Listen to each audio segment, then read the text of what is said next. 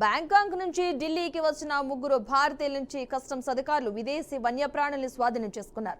వీరిలో రకరకాల పాములు, కొండ చిలువలు, బల్లులు, జెర్రులు, సాలెపురుగులు వంటివి ఉన్నాయి. నిఘా సమాచారం ఆధారంగా తెల్లవారుజామున 1:35 ప్రాంతంలో ఇందిరాగాంధీ అంతర్జాతీయ విమానాశ్రయంలో ఈ ప్రయాణికుల్ని సోదా చేసి వీటిని పట్టుకున్నారు. మరో ఘటనలో ఇదే విమానాశ్రయంలో 6 కోట్ల రూపాయల విలువైన వజ్రాల హారం ఇటీవల పట్టుబడింది. ఇది కూడా బ్యాంకాక్ నుంచి వచ్చిన ప్రయాణికుడి వద్దే లభ్యమైంది.